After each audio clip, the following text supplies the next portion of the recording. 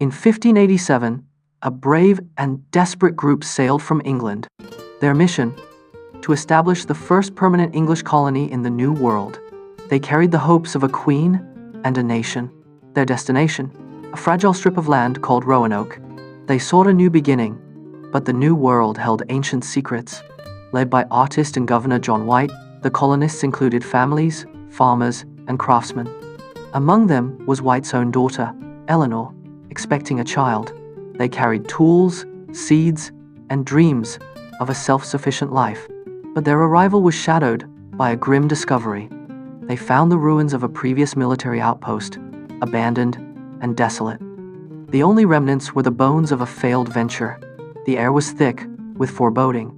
Yet, with no choice, they began rebuilding the settlement, their optimism strained by the silent warning of the land.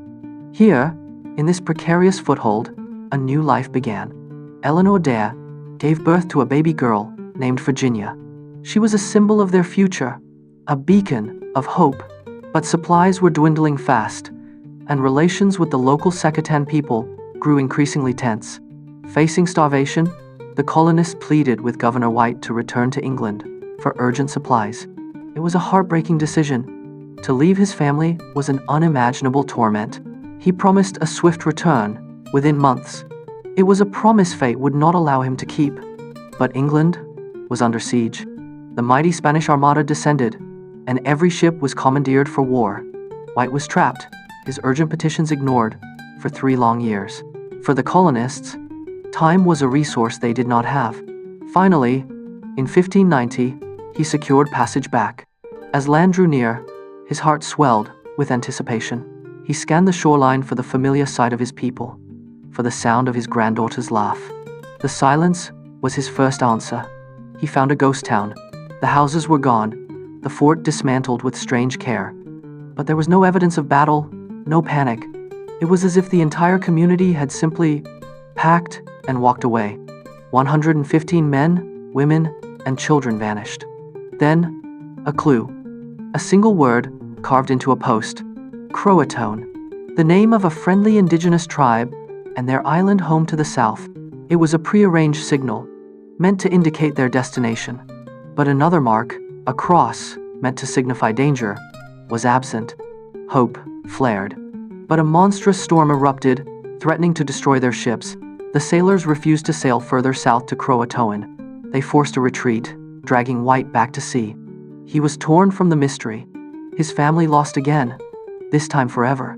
What happened in those 3 years? Did they join the CROATOAN people, assimilating into a new life? Did a terrible drought or disease force them to seek help inland? The leading theory is integration, that they ceased to be English and became something else entirely. Centuries later, stones with carved messages surfaced, telling a tale of tragedy and migration. They spoke of death and travel. But are they genuine artifacts of the lost, or cruel hoaxes? They deepen the mystery, offering a voice to the silent, if we dare to believe. Today, science seeks answers where history falls silent. DNA analysis offers a new thread. Some descendants of the Lumbee people show genetic markers suggesting European ancestry from that very time. Are they the living legacy of Roanoke? Roanoke is more than a historical puzzle. It is a human story of hope, desperation, and unimaginable loss. It is the haunting question mark at the very foundation of America. Their fate is a blank page, and we are compelled to fill it.